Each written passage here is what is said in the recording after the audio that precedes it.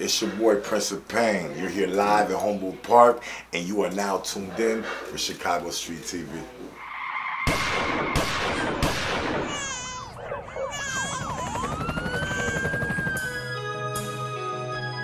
I done did a lot. You ain't did shit at all. Whipping up a pop, show you how to get it off. I don't really rock. I just get the brick across. Take it to the block. My shorties know I've been a boss. How did you get the name Prince of Pain? That'll probably take you into the rest of the interview. So, I was incarcerated, and my whole career kicked off by doing spoken word poetry. So, it all came out in me doing a poem. I was actually, to give you a little bit more how exactly I thought about the name Prince of Pain, I was listening to a Tupac track, remix, Sade, King of Sorrow, and somewhere along the middle of the piece, I talked about the drama queen, I talked about the King of Sorrow, so I said, man, Prince of Pain, you know, so that's how I came with my name, writing some poetry. Alright, you mentioned that you were incarcerated. Can you describe what it is that you did and how long you were in there for? I did 19 and a half years. I was a kid, I was 19 years old. Chicago streets, no education. It's all public record, you know, armed robbery was the charge, you know. What prison you went to and how was the life in prison? You watch Prison Break? So, I mean, anybody who goes away for one day, a week, will experience a whole nother world. But to experience not only for 1 year, 2 years, 2 decades. When I called myself, when I started first doing my artistry and calling myself the Prince of Pain, I like really felt my lifestyle of doing the 2 decades incarcerated. So 2 decades, think about 20 years, no birthdays, 20 years, no Christmases, 20 years, no Thanksgivings, 20 years, you can't touch a female the way you really want to touch a female, 20 years you don't get to see your kid raised. I don't think there's words to describe, you know, like a specific way to say, hey, you know, it was a resort, or it was easy, or it was some hard time, and most of my time was in Statesville, which was a maximum security prison in Joliet. So anybody who's familiar with max time, it's no easy walk in the park, you know. You say you're from Humboldt Park. Can you describe to the people who are not from Chicago where is Humboldt Park and what the neighborhood is about? Sure, absolutely.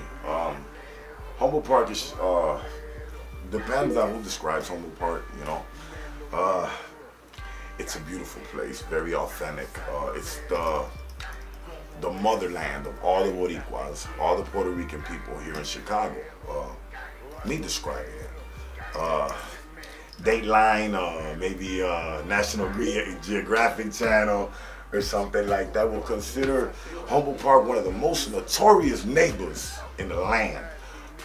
It has its stories, you know. It has its stories. That's all I can say about, you know, it's day and night, you know, depends on which way you look at the grass, you know what I'm saying, or which way you're looking at it from. Absolutely. I went from a transition of, I've always dealt with an acceptance thing, you know. I've only been a performing, traveling, touring rapper, making music a good year.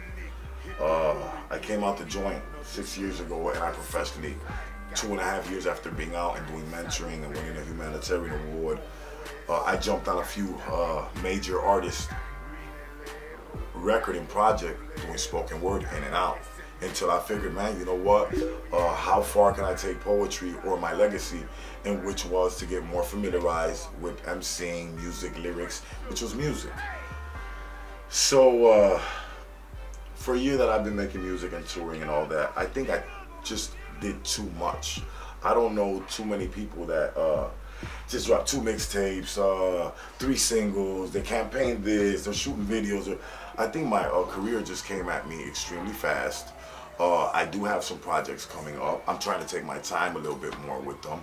I'm concentrating more on Spanish hip hop, Latino language, represent our Puerto Rican people and all Latino. I'm trying to create a sound that comes from Chicago, which is pretty much drill and that kind of stuff, but Spanish. I enjoy it, I love it. And I got a movie I'm reading a script for. I just played in The Lick Part 2.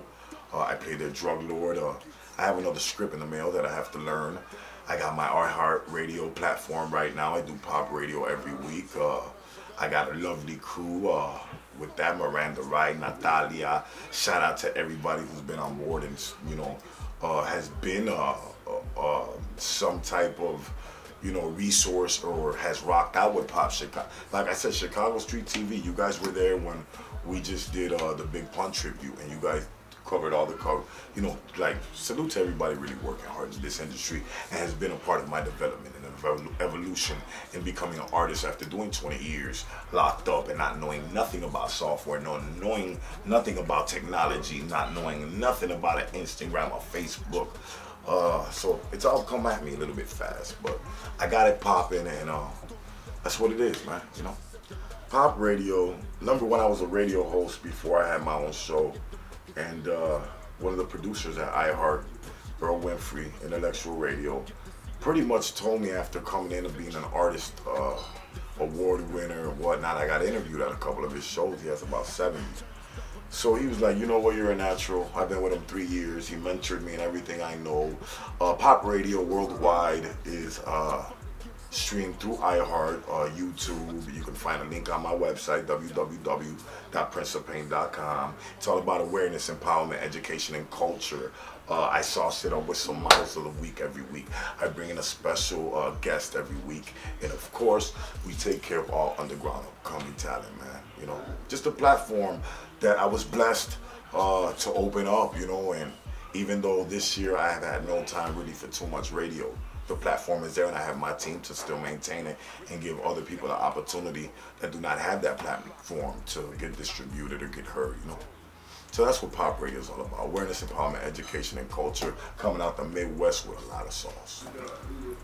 So I noticed you have always associated yourself with well-known rappers. Can you mention which rappers it is that you have worked with? Not as far as music, but as far as like business side. Well, I'm fortunate, number one. You know, in this life, you working and having a grind, know that you can't go get by famous Dex or the next upcoming rapper to get that content. If you don't reach out and you don't make that networking connection, you're not gonna get no work done. Rio T from Power 92 says, if you ain't working, you ain't networking. So I've been blessed, man, through my poetry to not only host some of the biggest, dopest events like the Icon Tour with Scarface, the Days Loaf Chicago Tour, the G Orbo Show, the Tego Calderon, the Faruco Trap or Die, Trap Ficante Tour, Cuban Link, the Pun Kids. I got an album or a record with AK Do or Die. I've done about 20,000 shows already with Twist and the whole team. I got a song with Mikey Dollars of Chicago. I got a song with Hypno Carlito. There's a whole bunch of other names, I'm sure. I mean, I've worked with Crucial Conflict. I've worked with The Game. I've worked with Little Dirk. I've worked with Jadakiss. I've worked with DMX. I've worked with the Boogie Down Bronx. I've been to California, worked with the real Rick Ross. I've performed at the Caesars Palace. I've performed every tour you can think about within the United States. Those are some of the names. The Ritz, 8-Ball MJG, Spice One, and the list goes on. I could give you about another, you know, good. So yeah, I've been working. So you mentioned that you're Puerto Rican. Can you tell the viewers part of Puerto Rico your family from? My mom is from Yauco, straight up in the mountains where the Jivaros and all them are. She's first generation. I mean, I'm first generation. We got here from Puerto Rico to this country in the 70s. You know, Pop is a little bit older. You know, Papa OG. So we got here in the 70s. I was born in 70. we got here in the 70s, okay?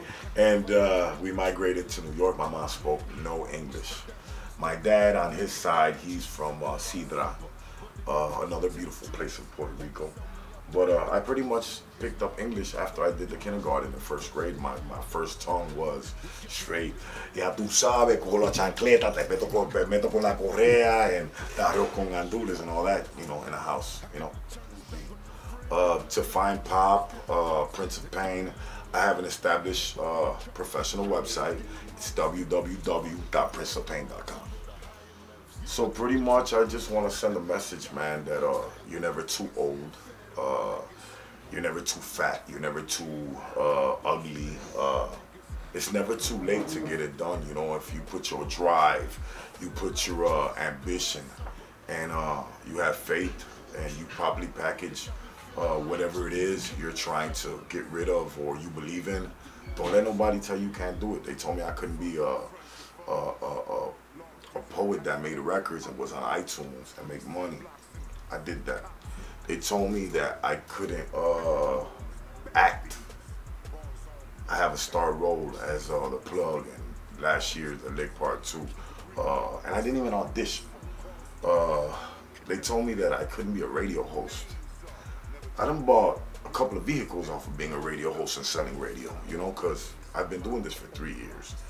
They told me that I couldn't host and do some of the biggest shows in my life, that I couldn't open up for Redman and bring them out, or go traveling with DMX and have the connections that I do in New York and the places that I do by being a regular person that just came from the trenches, you know. So my message to you is, if you believe in yourself, get it done. Forget a hater. Simple as that. It's your boy Pop, and I love every single one of y'all.